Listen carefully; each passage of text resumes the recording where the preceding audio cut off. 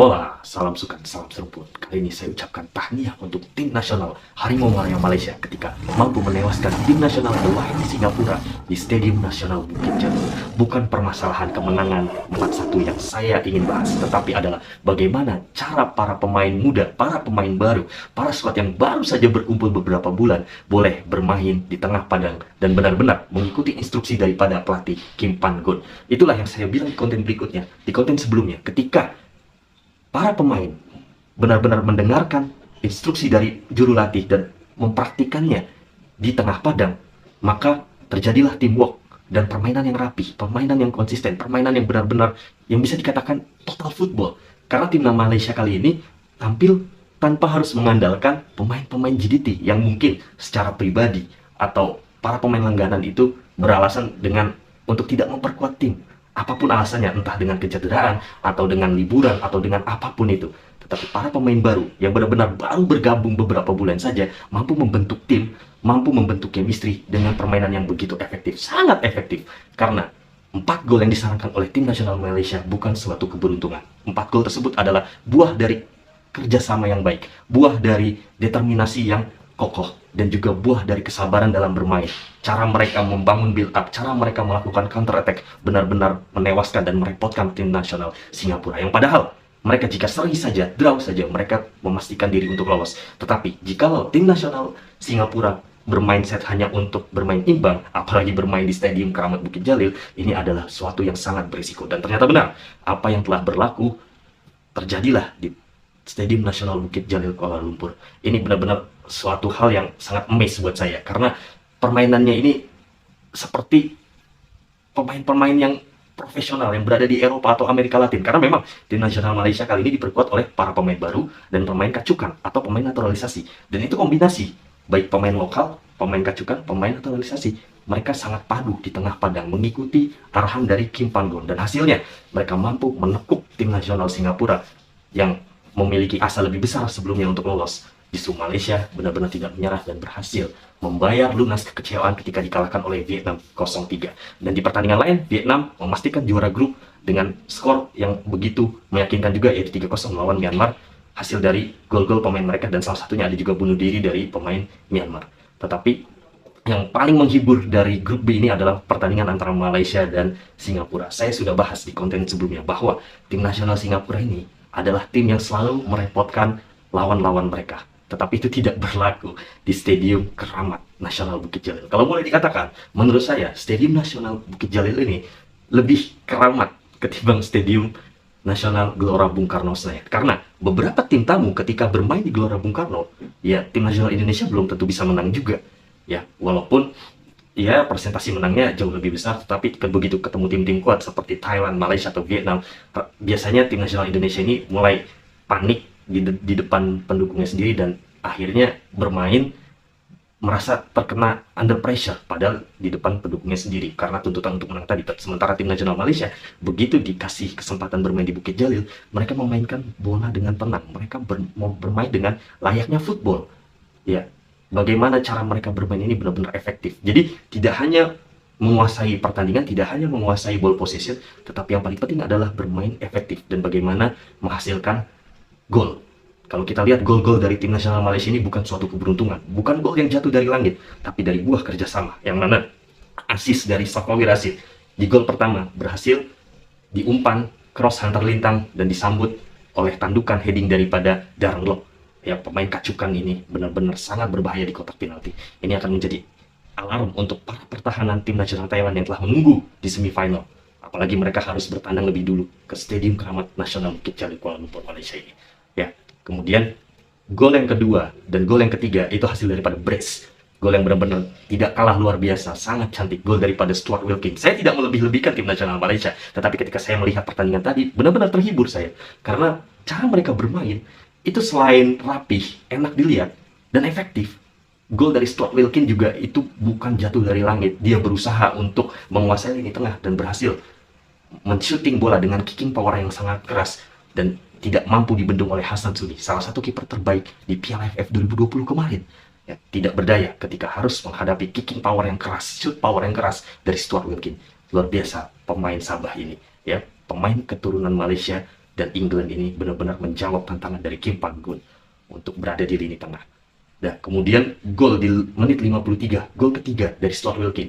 Cara ia menerima bola, kemudian mengecoh, memutar badan, dan tanpa melihat gawang, berhasil membuat pressing bola yang benar-benar sama sekali tidak dapat dibendung oleh salah satu kiper terbaik di Asia Tenggara, yaitu Hasan Suni dari Singapura.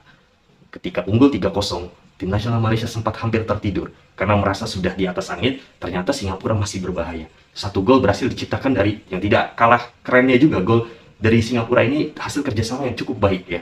Umpan silang kemudian disambut oleh Faris Ramli dan menewaskan Sihan sebagai penjaga pintu gol. Tetapi tidak lama berselang, determinasi dan kekuatan bermain, kecerdikan, kebijakan bermain daripada Litak, yang mana sangat kuat penguasaan bolanya, holding the ball ini sangat kuat, dan bisa membuat umpan dadakan ke arah Sergio Aguero.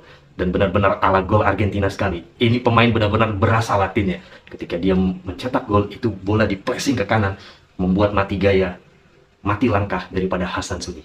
Benar-benar 4-1 dan hasil yang spektakuler. Bukan masalah kemenangannya, tapi cara bermainnya itu yang saya suka. Dan kalau Malaysia mempertahankan cara bermain seperti ini, mengikuti instruksi dari juru latih Kim Pan-gun, yang benar-benar bermain rapih, disiplin, kuat, dan tetap fokus, maka bukan tidak mungkin Malaysia bisa kembali mengatasi tim nasional Thailand. Yang mana Thailand kali ini datang bukan dengan performa terbaiknya. Thailand datang dengan kira-kira beberapa pemain lapis 2 yang juga diberikan kesempatan. Karena pemain-pemain inti mereka seperti Supachok Characha, Chanatip Songkrasin, Supachai Chaidet, dan beberapa pertahanan mereka, baik itu Manuel Bir dan Elias Dolah, pemain yang tinggi-tinggi itu tidak dimainkan ketika di AFF 2022 ini.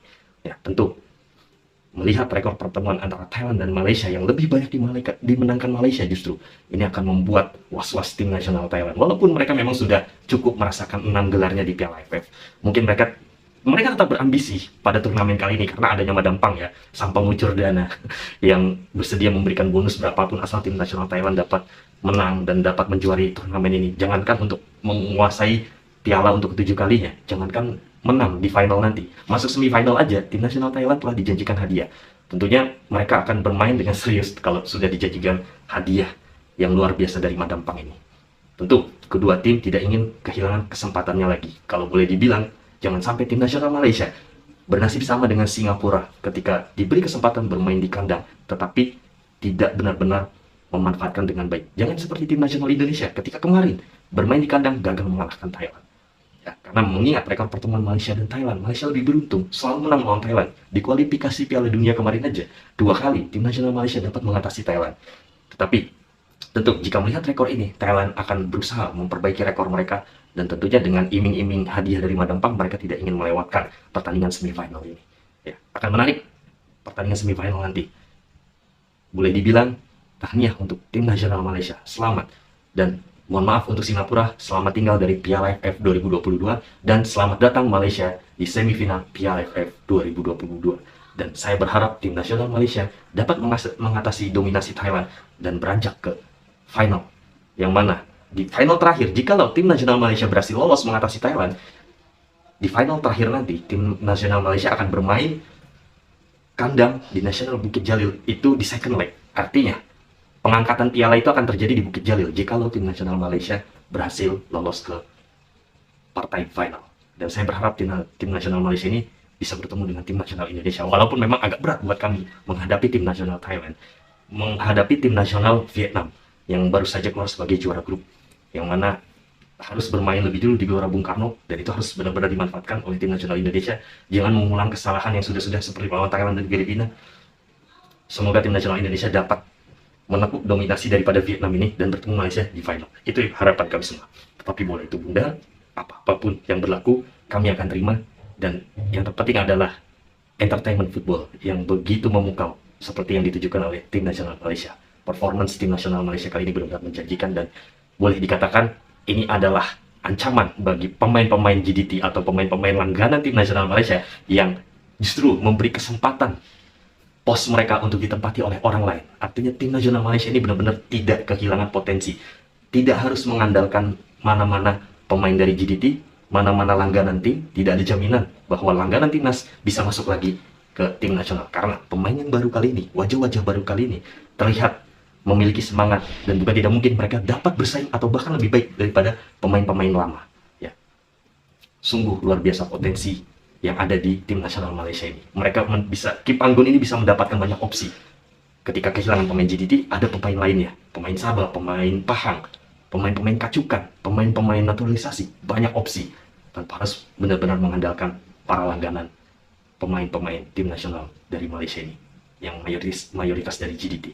Tentu ini adalah sebuah kesempatan yang sangat disayangkan. Tim nasional Malaysia harus ditinggal oleh pemain JDT, karena bukan Malaysia yang rugi, tetapi pemain JDT itu sendiri yang rugi, karena bisa jadi pos mereka akan tergantikan oleh pemain yang baru ini. Ya, terima kasih sudah menonton acara saya, dan sampai bertemu di pertemuan berikutnya. See you to the next semifinal or final. Tahniah dan syabas Harimau Malaya Malaysia.